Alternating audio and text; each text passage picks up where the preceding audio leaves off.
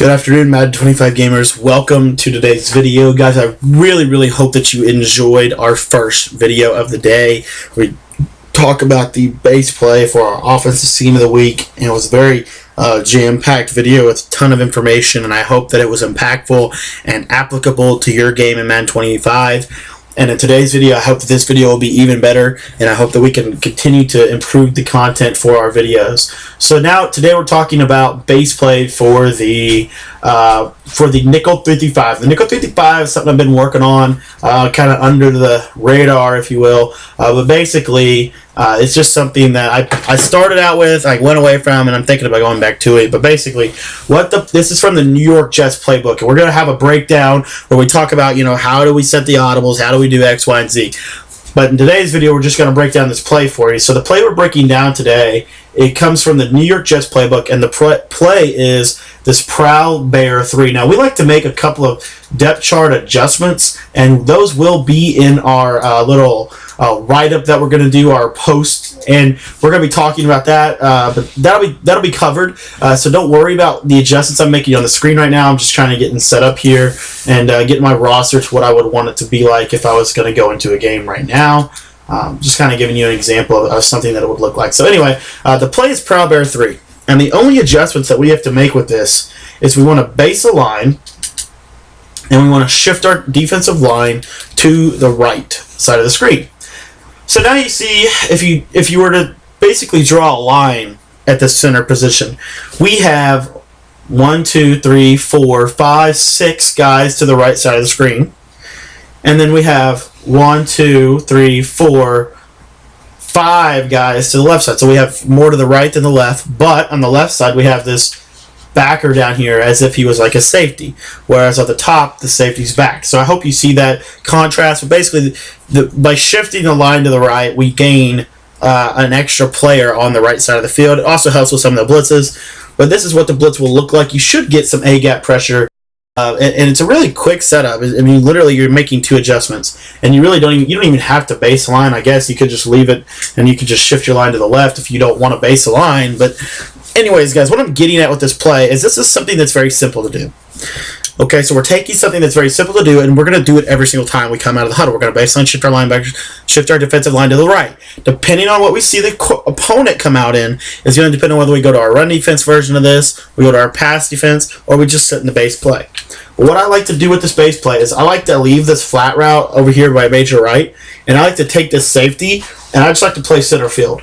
And this is really good for run defense because you can kind of use her in the middle, and you see that nice A-gap pressure that we're going to be able to get. Let's take a look here real quick. I don't know. I have not actually done the research on this one.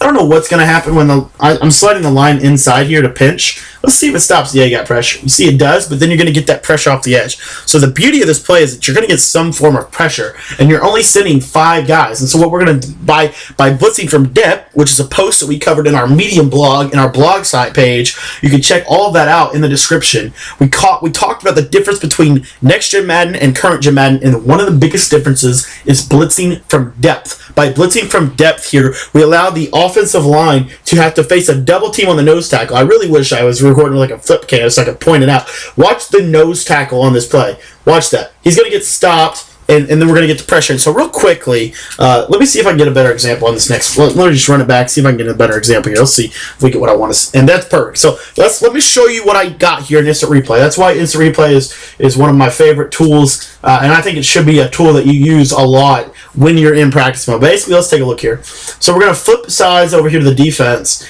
and we're going to watch. I really want to focus in on this. Watch what happens with the defensive line. So by blitzing those linebackers from depth, here we go through the play. It allows. Well, you see that? See what that guard did? That's very subtle, but he double teamed this guy. He double teamed.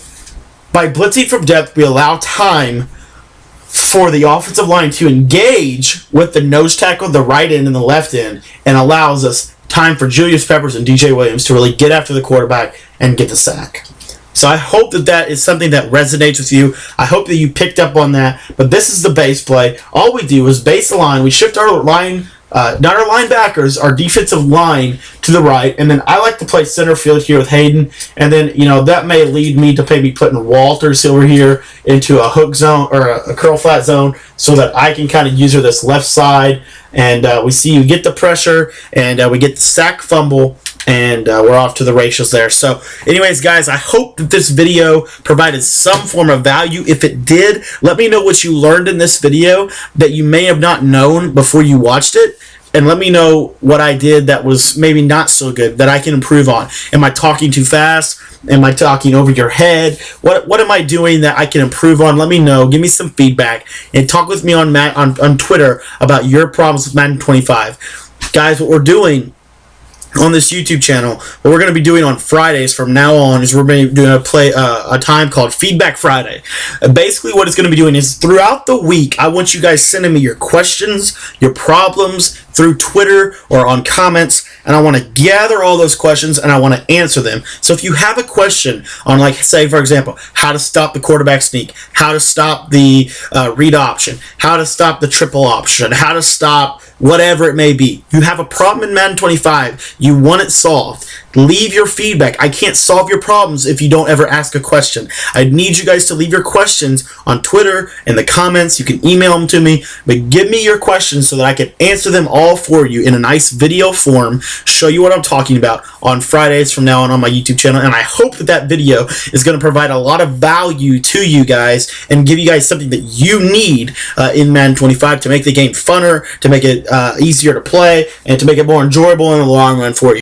So once again, guys, that's all I've got for you today. If you would do me just a huge favor, and if you enjoyed this video, if you would just leave me some feedback, I would really appreciate it. I can't wait to engage and talk with you guys later on in the comments. And thanks for watching. Once again, it means the world to me that I get to wake up every day and just talk about a game that I love playing, which is Madden 25, and I cannot wait for Madden 15. If you're excited for Madden 15, retweet and share this video on Twitter. Let me see the hashtag Madden 15, and we'll talk on Twitter. Thanks, guys.